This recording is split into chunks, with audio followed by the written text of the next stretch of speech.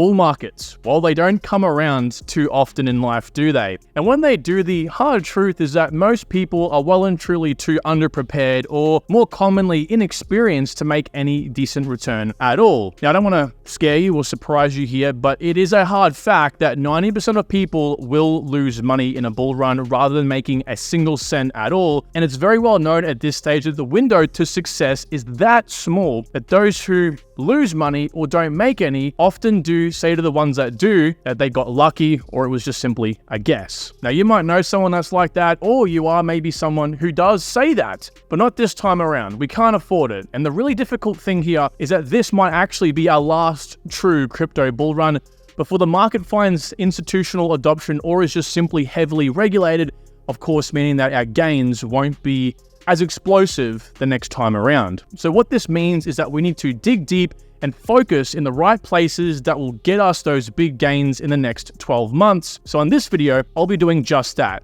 We'll be diving into the things that you absolutely need to be doing to put yourself inside that top 10% of crypto investors and make that damn life-changing wealth kind of money. So do not forget to hit the like button if you do find yourself at any stage of this video enjoying it, and subscribe for more daily crypto alpha. Now, we're going to run through this in a very broad sense, but the most important takeaway here is that you look a little bit deeper into each of these things. Now, if you watch my channel, these things will almost be second nature to you at this point.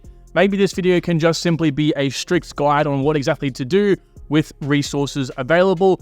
Either way, please follow this information. Don't just take it on board, look at it and go, oh, this is kind of information I might assess at a later date. No, stop what you're doing. Mark off the next week of spare time you have with typical crypto research and do this now.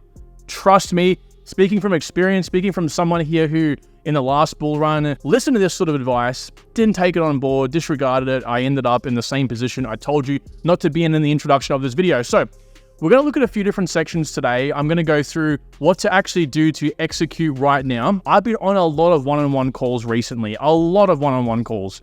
And the general theme I get from most people is that they don't have the conviction in their projects and they want to kind of move their portfolio around. It's basically portfolio confidence. Once you're confident in the portfolio, things tend to move pretty easily from there. So we're going to stem this essentially from the position I would think 95% of you would currently be in, right? The 5% being the ones that have their clear mind. The portfolio's done, dusted, they've been around for quite a while now. They know what's happening, right? They're set. So most of our projects, okay, we're going to have some levels of conviction in, higher, lower, depending on the project, depending on how long we've researched, depending on how married we are to the project. Now, this is important because you want to assess each and every single one of your altcoins and how convicted you are in them. Why is this important? Well, if you're someone thinking, do I sell my AVAX? Do I sell it into Cardano because Cardano's pumping, AVAX is dumping?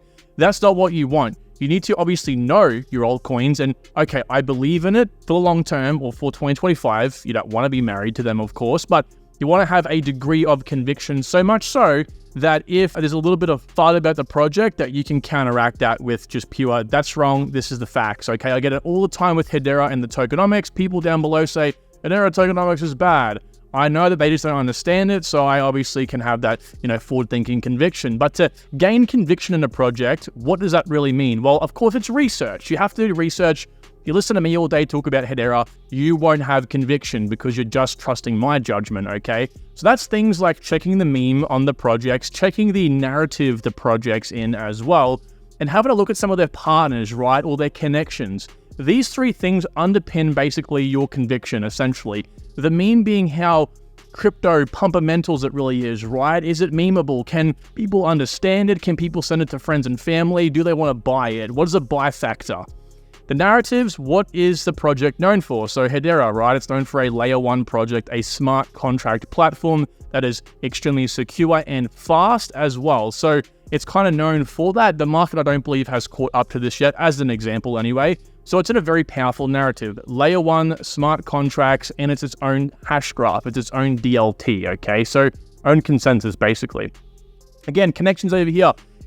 S tier. It's got literally the biggest names in the world. Fortune 500 companies are a minimum standard for this project to be a part of their governing council. So these things make me so bullish in the project. And then, of course, A very important thing you have to do as well is assess the tokenomics. We will get to that in just a moment. So generally speaking, on a conviction level, this pretty much hits the mark. Meme, connections, and also the narratives as well. Now you can assess the narratives by simply going to CoinMarketCap and clicking the categories button. That'll bring up all these different sections over here. And simply you can just go through and find the ones that are, well, maybe dense. I would recommend the dense ones. Okay, they have a lot of projects in them.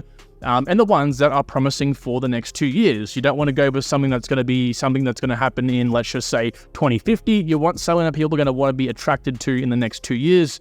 So just think about it like that. Now, an additional aspect you can throw into the conviction pile is having a look at Lunar Crush and having a look at their social structure.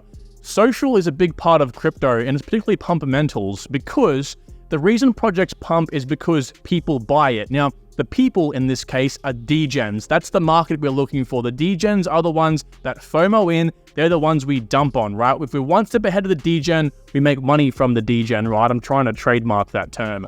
So in this case, we have a look at Lunar Crush over here, and we can check the social dominance. This is like market cap dominance. If this goes up, it's outperforming the market. If it goes down, it's not. We can also have a look at engagement levels, which is important, but what we don't want to do is come to something like the Telegram, the Discord, or the Twitter and assess that as our social score.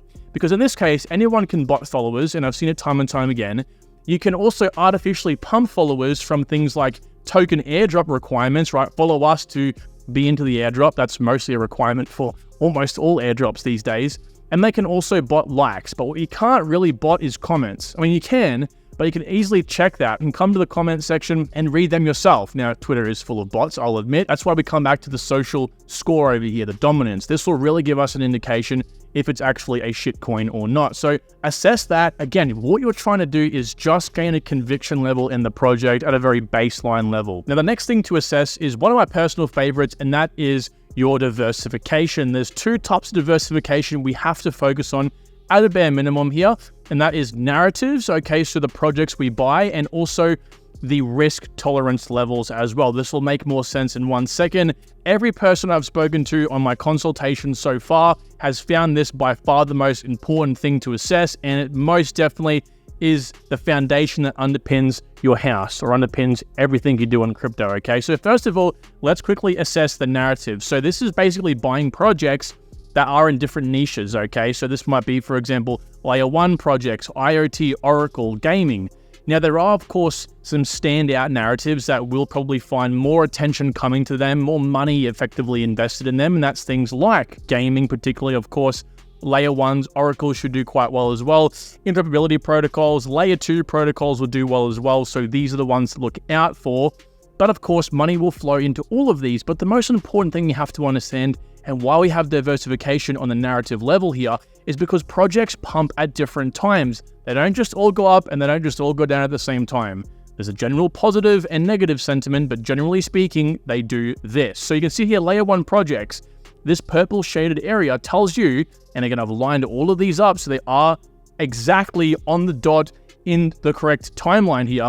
They all pumped at basically the same time. Now, some of these pumped a little bit off center, and that happens with some different projects because they're known for different things. So they're in multiple different niches at once. But for the most part, layer 1 projects all pumped on these two shaded areas. IoT, as you can see, pumped over here, whereas layer 1's pumped over here. Okay, and we're doing the difference between this whole timeline is like 4.5 to 5 years. I forget exactly, but 4.5 to 5 years. So we're talking about a big time gap between here and here, basically like 6 to 12 months. Oracles, again, slightly off. We're talking the difference between over here, IoT, and Oracles being the difference between 2 to 3 months. But most kind of notably, right, most shocking is gaming. Gaming pumped even well and truly after Bitcoin peaked at 69,000. So what this effectively means is we can take on a diversification level, multiple advantages with this information. I heard a recent comment from a guy saying a very good point, like, Kyron, don't tell people this because people can get wrecked trying to, they might want to, in this case, right, sell ADA. They might make a profit on ADA, and then they have a few months here to then buy Sand, the Sandbox, and then make another profit on Sandbox. Because yes, this is most definitely a more experienced crypto investor thing. This isn't something you should do if you're intermediate or beginner. You can lose a lot of money doing this. But if you know what you're doing, right, and I'm going to have my private community out soon, we're going to track narratives in the real time, you can most definitely take advantage. Again, the difference between ADA and Sandbox here was 4 months. Over here, for Atom and Filecoin, the difference between Filecoin's top and Atom's top was 6 months. That's half a damn year. Now, in this case, again, you can look at your possible outcome being selling, for example, ADA at the top, having 2 months to play with your bags for Sandbox, and then, making an additional 20x over here on Sandbox. So your multiples are getting multiples. You might have made 100K with ADA, and then you might be able to 10x or 20x to 100K. All right, so you can go from $1,000 into like a few million. It's really possible like that. Over here with Atom as well and Filecoin, sell your Filecoin. You have 4 months between these two gaps to then make that extra 10x with Atom. So you can do that for one. Again, it's a riskier game to play, but it most definitely is a game you can play. I think the general sort of theme here is that you can at least have some capital to decide to buy new coins or make more, educated guesses. In this case, you don't want to put your whole entire money you've just made back into a new altcoin. You want to play around a bit, and you can if you follow this, and that's why it's important to follow different narratives. Now, we can also diversify our portfolio with risk levels, okay? We have 4 primary risk levels I've established in crypto: low risk, low reward, low risk, mid reward, mid risk, high reward, and high risk, extremely high reward. And the different levels are decided upon based on their market caps. 25 billion plus is the low risk, low reward. Low risk, mid reward is 1 billion to 25 billion, so on and so forth. But most importantly, the low projects here offset the minimum gains we will experience from the higher projects. The yellow tier is just overall, pretty much middle ground, right? Mid-risk, but also pretty high reward, okay? And so we can create a portfolio like this, right? For example, low risk, mid-reward might be 70%, so we only buy projects within the 1 billion to 25 billion range. Over here for mid-risk, we might allocate mid-risk, high reward 25%, so on and so forth. Effectively, if you're someone who asks yourself, hey, I can only afford to lose half of my investment amount if you have $10,000 overall to invest. If I took $5,000 away from you and said, hey, after the 2 years, you actually come out at a 50% loss, would you be able to live with yourself? And if the answer is yes, then the 50% in this case can be put towards the higher risk projects, the red and yellow tier. That other 50% that you cannot afford to lose goes into the 2 green tiers, okay? It's as simple as that. If you are someone who can only afford to lose 5% of your portfolio, or at least your invested amount, in that case, you can only afford to put 5% in the yellow and red tier. With that being said, again, diversify. Do not put it all into one single type of project, narrative, or in all one single risk category. Now, our next thing is to assess how we get our information in crypto.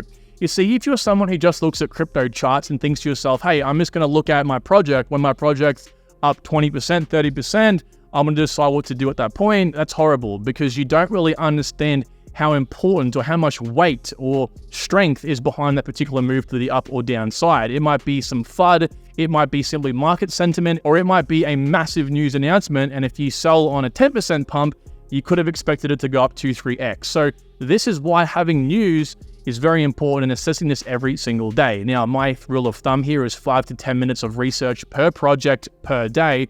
And I'm going to give you some sources that will help you cut that down as much as possible. Now, this is one primary reason why I tell you all to make sure you do not go over the 15 altcoin threshold, because if you do, 10 minutes per altcoin per day, that's like, 2.5 hours? That's ridiculous, right? So one thing I want you to do here is give me a follow on Twitter.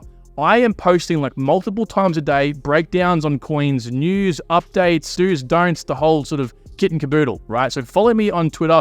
You will most definitely be the most informed over there. This is where information really truly stems from in crypto. YouTube comes second, right? Hours or days after the news actually happens. Also, I'd recommend following Tokenizer. Just like me, news, updates, breakdowns, the whole sort of thing. And he covers a wide variety of the quality projects like I do as well.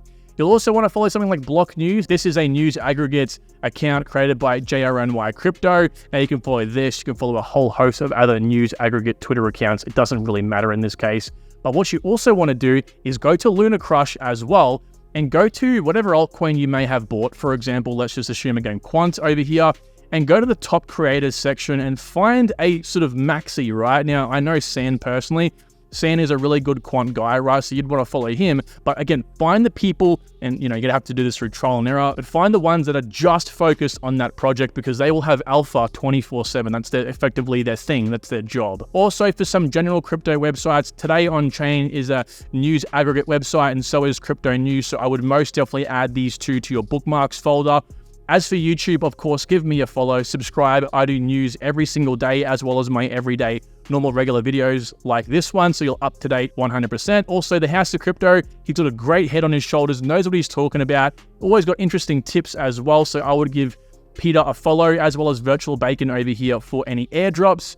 From what I've seen so far, Virtual Bacon is a great guy. I actually love watching his videos, but he does give you the information a bit later, a bit too late, particularly airdrops, right? So I wouldn't follow Virtual Bacon if you're someone who wants airdrops yesterday. And also Cryptos R Us. So George is a really great guy. I would suggest watching his live streams. He does these every single day. You're just going to get general crypto knowledge and updates from him. Now, the next thing is assessing whether you want to have a reinvest protocol at all. Now, of course, I broke this down very briefly over here and told you guys it is a very risky thing to do, but if you are someone that does want to have some sort of reinvest protocol, well, you can go ahead and of course do that. There is the risk, of course, as well from being highly taxed. Now, if you are someone who reinvests or puts some more money in for quick gains in a bull run, you are going to be taxed at a higher rate. Most first world countries, if you do hold your crypto tokens for more than 12 months and you sell after the 12-month period, you don't get hit with what's called capital gains tax, which is an additional tax on more of your portfolio typically. So you do save yourself a lot of money by actually holding for more than 12 months, which is why I tell you guys main bags are what you should be holding now, well and truly out from the bull run. So when you do decide to sell your main portfolio, you're not getting hit with that. But of course, you can take advantage of the reinvest strategy. Like you can, for example, look for new coins or have some speculation money, whatever that might be. Just do some degen stuff. That's your small bags. That's what you can be taxed on. You might have $1,000 or $2,000 to play around with in that case. And of course, if you 100x that, still a lot of money, right? But you're not having that happen to $10,000, so it's a lot of money saving effectively here. And so I would recommend you diversify your portfolio into these two areas, main bags and small bags. And then from there, decide if you want to follow a reinvest protocol. Now, Jupiter is a project on Solana here. It's a DEX. But this is interesting because they have a DCA set and forget section. If you tick this over here, the pricing strategy, you could actually pick a minimum price and a maximum price to DCA between, which is very, very good. Okay, and you can obviously do this, set and forget style. Now, in saying that as well, you do want to have a general DCA plan, okay? So if you just don't want to do that at all and you're like, okay, well, I just want to DCA through myself through the entire bull run, what you can do is manually come into TradingView or wherever you look at your charts and do what I've done here. You want to set a few levels. So this is their H-bar, and I made a video on this recently. But you come to my price prediction sheet, you find H-bar, $2 as a general price prediction. Again, that's not financial advice, it's just data we used. And what you can do is go and plot the $2 price range on the very high side here as like the ceiling. That's the highest H-bar could ever possibly go to. Could go more, but that's at least a realistic price prediction. But of course, the lower we come within these price prediction levels, the more realistic. For example, it's much more realistic we hit 50 cents in H-bar than $1.50. But in this case, instead of taking $2 and saying, all right, well, I'm just going to get $2 and sell at that level, well, that might never come, okay? So what we do is we drag down from that $2 level 25% and we mark that level. This new level, which is $1.50 for H-bar, now becomes what I call my realistic ladder sell level, in which we can realistically ladder sell to at the ceiling. So effectively, this becomes a new price prediction that we can realistically sell at. So what we can then do is find whether we can actually begin DCAing now at all. So we drag up roughly from the current price, let's say it's at this level, and we drag up to this new level over here. That percentage is 1600%, which is actually a 17x. So what that tells me is the max I can make if I buy H-bar right now is a 17x, but maybe you're looking for a 20x minimum, and that's like me, okay? So what you would do in this case is two things. You'd either move away from H-bar and find a new project. You must do that, by the way, for some projects. Do not trick yourself into believing that it can happen when it really can't. Or the first thing you should really try to do here is see whether or not we can actually fall lower in price. And if we actually bring this down, let's assume, for example, that, okay, maybe H-bar could actually hit a 6.7 cent mark. You'll notice that now we're looking at a 2,100% gain or a 22x. So that's again put it more into realistic levels. But in this case, again, we don't want to go to the max realistic level because the higher we go, the less likely it becomes to actually happen. So I would want to come down to 1900%. Again, that's a 20x. That's $1.30. Again, much more realistic in this case. So I now know for me to 20x, I have to wait for the price to go to 6.7 cents and I have to sell an average of $1.30. Okay, so this actually gives us a very important level, which is a DCA minimum level, or maximum level rather. So you want to mark this level right here, and you tell yourself now, this is the level that I can begin dollar cost averaging HBAR. If it goes lower, even better, I can bring down that $1.30 level even more. But until it hits this level, I am not buying HBAR, I am moving on. Very simple, very effective, so I suggest you do this for all of your altcoins and stop blindly buying. The next thing is going to be assessing the vesting schedule and the tokenomics in general, right? This is a very overlooked aspect and has been the difference between me buying a project and not buying a project. So, of course, remember, the conviction levels are all important, like we touched on earlier on in the video. But if this next part is bad, right, if the tokenomics are horrible, I will not buy. Because, again, that affects what level I can actually get out at, which then affects my multiples. If I'm not getting my minimum 20x, I'm not buying. I don't care how amazing the project is. I just simply am not buying. I've missed the boat. Too bad, so sad, right? So in this case, there's 3 things you want to assess bare minimum. And this is all you have to do, really. The rest is just theatrics. It's just extra stuff you can do. DGens won't look into that sort of stuff. It is assessing the circulating schedule, right? Or essentially the vesting schedule, when the tokens are being unlocked and when. And also, is there any emissions? Emissions are typically what's dotted here in this line. Emissions are just from what happens with validators or nodes when they secure a network. They have to be rewarded. Right, these tokens have to be created to give them a reason to secure the network. No one does anything in life for free, including crypto validators. So that's what it happens, right? That's the inflation. Inflation isn't just made so that the team can create more tokens for themselves to sell and make more money. No, inflation happens with these crypto projects simply because they have to pay people to secure the network as an incentive. So it's very healthy. It can get out of hand sometimes, but that's what we're going to assess here, right? So if we can have all these different levels, you can see these different color-coded levels. So MENA Foundation, community, backers, da-da-da. All we really are concerned with in this case is having a look at how steep the unlocks are. If they're steep or they happen suddenly at a given time, that might be an indication to wait for that time for it to crash. But there is a very big caveat here we're going to look at in a second. Before we make a judgment on anything regarding this, the circulating schedule, we're going to have to firstly assess the token distribution. These 2 things work hand in hand. You can't look at one without the other. You just can't, okay? So what we're doing here is having a look at what percentage of the particular project we are giving out to different people, okay? Now, I call the most worrying types of people third parties. These are third parties like you and I who can, at any moment, decide to sell their tokens. We're not warned.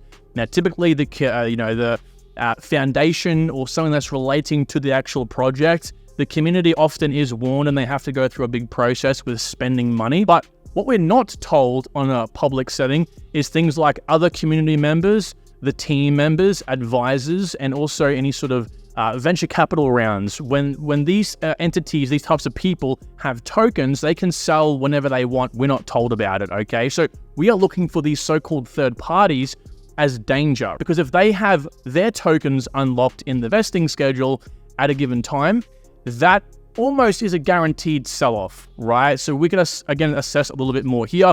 So what you want to do is come to, MENA's page like this, have a look at the token distribution, and then just go down to have a look at the different entities, who these members are, and you can read a bit about them as well. I highly suggest you do, for example, the community round. Who are the community rounds? What are they? What are the rewards? This is what you have to assess, okay? You get a good idea of who these people are and what the sort of unlock periods are as well.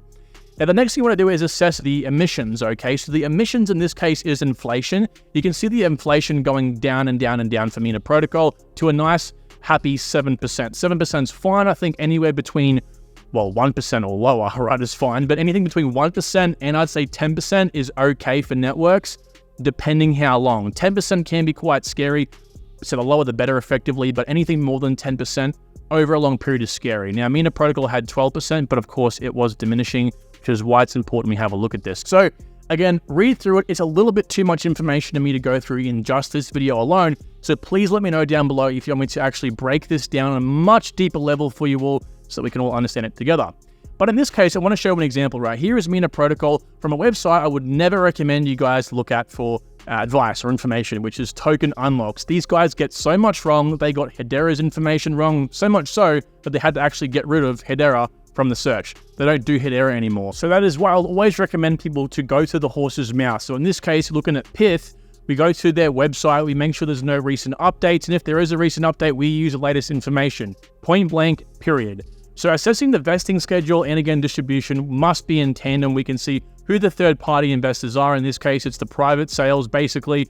And we go to who the private sale entities are. We'll scroll down and find these people, see who they are and when their tokens are unlocked. Typically, any good vesting schedule will actually break down the individual unlocks, okay? But generally, we'll have one main one like this. And so we can come to this main sheet and again, just see how many tokens are unlocked over the course of time until about mid to late 2025. And is there any sharp unlocks? And of course, Pith is extremely bad for this, right? Massive unlocks are happening. Actually, we're about here.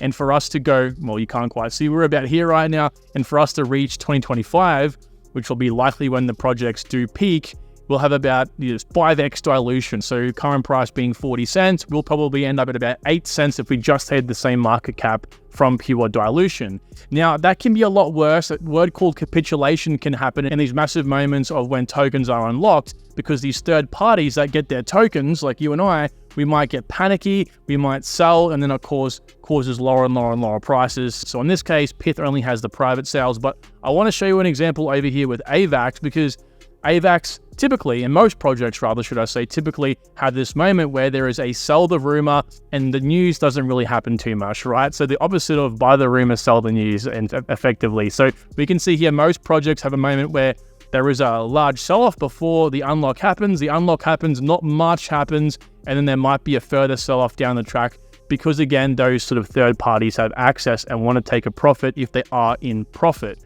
Most third parties get in early, meaning that they're already a 5 to 10x more than what we are buying on the open market, okay? So take that into consideration. You might want to use the vesting schedule, well, you should use it as a benefit. In this case for Pith, I am holding off to buy these tokens until month 6, so that's in a few more months from today, when they have this massive unlock. I'm going to buy tokens extremely cheap, okay? Now, ladies and gentlemen, with that being said, that's going to conclude today's video. I hope you have enjoyed it. It's been a very long one, but hopefully a very dense, information-wise one. And if you have enjoyed it, please hit the subscribe button and like for more videos like this. Talk to you all very soon. Take good care.